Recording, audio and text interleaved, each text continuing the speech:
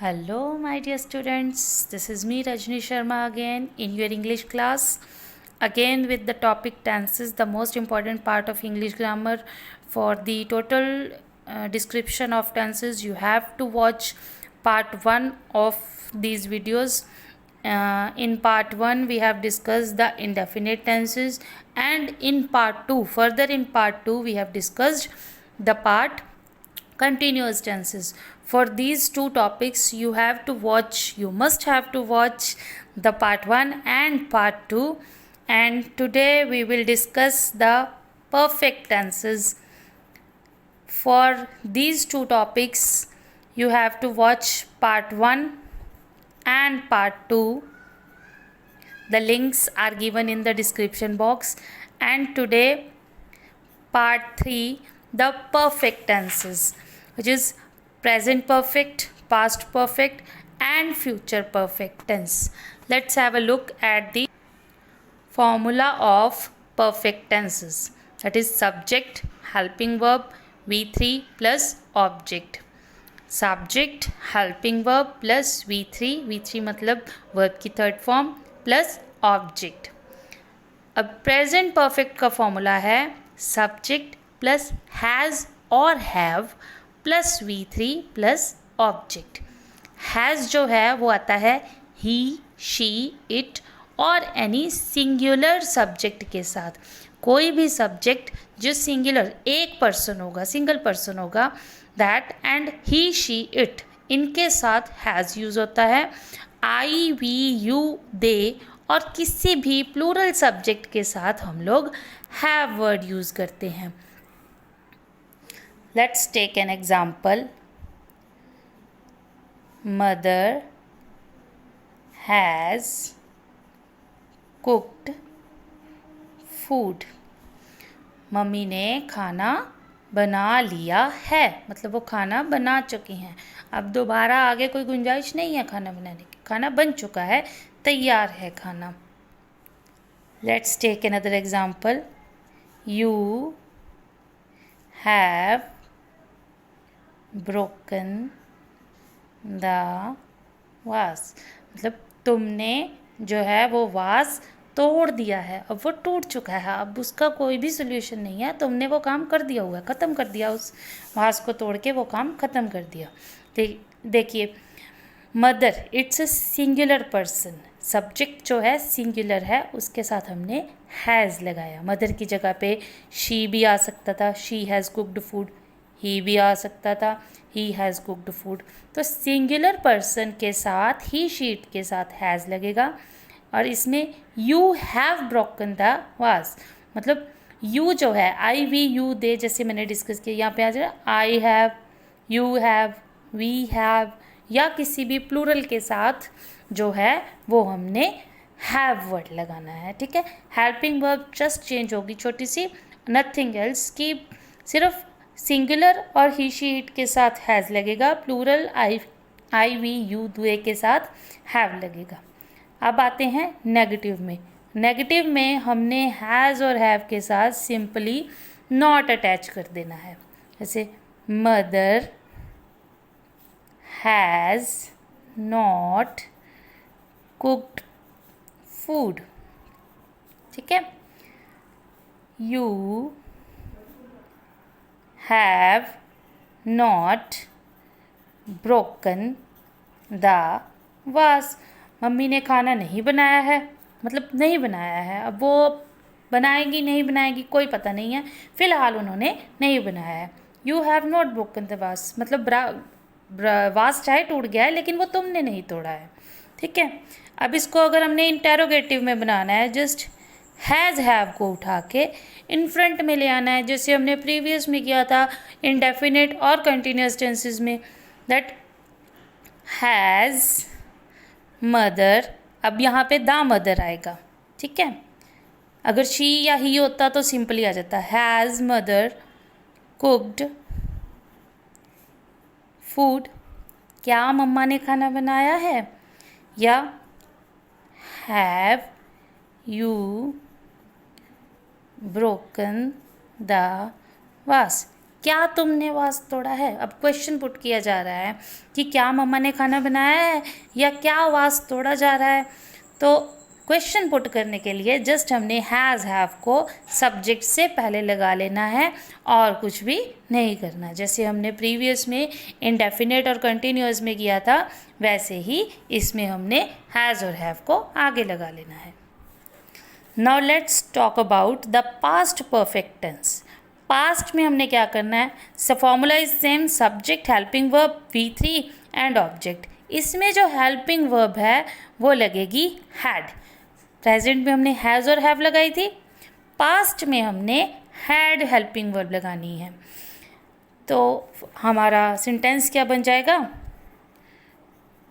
Mother had cooked food, you had broken the वास।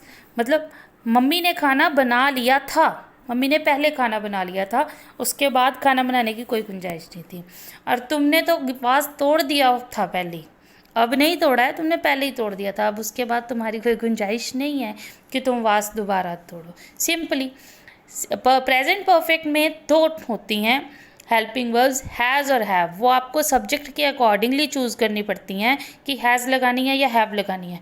Past में simply one लगती है, ओनली हैड, कोई और नहीं लगेगी, सिर्फ और सिर्फ हैड लगेगी। नेगेटिव में हैड के साथ नॉट लग जाएगा। Mother had not cooked food, you had not broken the वास। मम्मी ने खाना नहीं बनाया था, तुमने वास जो है नहीं तोड़ा था।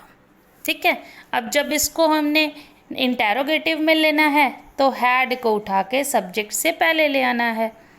Had mother cooked food, had you broken the वास। क्या मम्मी ने खाना नहीं बनाया था, क्या तुमने वास नहीं तोड़ा था। क्या मम्मी ने खाना बनाया था, क्या तुमने वास तोड़ा था। अगर यहाँ पर नॉट लगाना है, had mother not cooked the food, mummy ने खाना नहीं बनाया था। Had you not broken the वास, क्या तुमने वास नहीं तोड़ा था। Now have a look at future perfect tense. Future perfect में formula will be the same, subject plus will shall, ये helping verb जाएगी, उसके साथ में ही helping verb जाएगी have plus V3 plus object, will shall plus have plus V3 plus object. Let's take the upper example again. Mother will have cooked food, mummy ने खाना बना लिया होगा। मम्मी ने खाना बना लिया होगा मतलब हम लोग एज्यूम कर रहे हैं एक तरीके से कि मम्मी अपना काम ख़त्म कर चुके होंगे। ठीक है ना। तो that second one is you will have broken the vase, मतलब तुमने ही ये वास तोड़ा होगा। कि एक एजम्पशन है कि तुमने ये वास तोड़ा होगा। अगर इसको नेगेटिव में लेना है तो इनके साथ नोट लगा देना है। Mother will not have cooked food, जो नॉट है वो हमेशा फर्स्ट हेल्पिंग वर्ब के साथ जाता है। ठीक है, then you will not have broken the vase, तुमने ये वास नहीं तोड़ा होगा। अब जब इसको इंटेरोगेटिव में लेना है तो ये विल शैल जो फर्स्ट हेल्पिंग वर्ब है इसको उठा के हमने फ्रंट में लेके आना है। Will mother have cooked food, क्या मम्मी ने खाना बना लिया होगा, या will you have broken the vase. क्या तुमने ये वास तोड़ा होगा. हम क्वेश्चन पूछ कर रहे हैं इन फ्यूचर परफेक्ट टेंस कि क्या तुमने ये वास तोड़ा होगा या क्या मम्मी ने खाना बनाया होगा. अब आगे देखते हैं कि जो फ्यूचर परफेक्ट टेंसेस होते हैं उनमें कई बार सिचुएशन या फिर टाइम की कंडीशन गिवन होती है, जिससे कि मम्मी ने खाना बना लिया होगा. हमने जब किया तो हमने लिखा mother will have cooked food, mummy ने खाना बना लिया होगा. तो उसमें कंडीशन भी हो सकती है कि मम्मा ने शाम तक खाना बना लिया होगा, मम्मा ने मेरे घर पहुंचने से पहले खाना बना लिया होगा, एक्सेट्रा एंड एक्सेट्रा. तो उन जो कंडीशंस हैं उनको हम 2 पार्ट्स में डिवाइड कर सकते हैं, एक टाइम और एक सिचुएशन. जब कोई टाइम की कंडीशन होती है, जब हम बताते हैं कि शाम तक बना लिया होगा, सुबह तक बना लिया होगा, लंच टाइम तक बना लिया होगा, तक बना लिया होगा, तब हम लगाते हैं बाय. बाय के साथ मतलब कल तक है तो टुमारो, सुबह तक है तो मॉर्निंग, शाम तक है तो इवनिंग. वो टाइम पे डिपेंड करता है. जब हमें टाइम गिवन होता है कोई तो हम साथ में लगा लेते हैं by. Mother have cooked food by lunch time, मम्मा ने लंच टाइम तक खाना बना लिया होगा. ठीक है. अगर कोई सिचुएशन होती है कि किसी के आने से पहले, किसी काम से पहले, किसी ऑलरेडी कोई सिचुएशन है उसको साथ में ज्वाइन किया जाता है. जैसे तुम्हारे घर पहुंचने से पहले मम्मा ने खाना बना लिया होगा.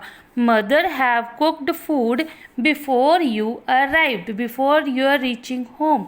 जब तक तुम घर पहुंचो, तुम्हारे घर पहुंचने से पहले पहले मम्मा ने खाना बना लिया होगा.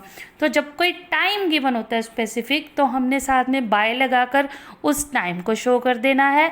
अगर कोई सिचुएशन गिवन होती है तो हमने उसके साथ अगर पहले है तो बिफोर लगाना है, बाद में है तो आफ्टर लगाकर उस टाइम की सिचुएशन को हमने लिख देना होता है. ठीक है.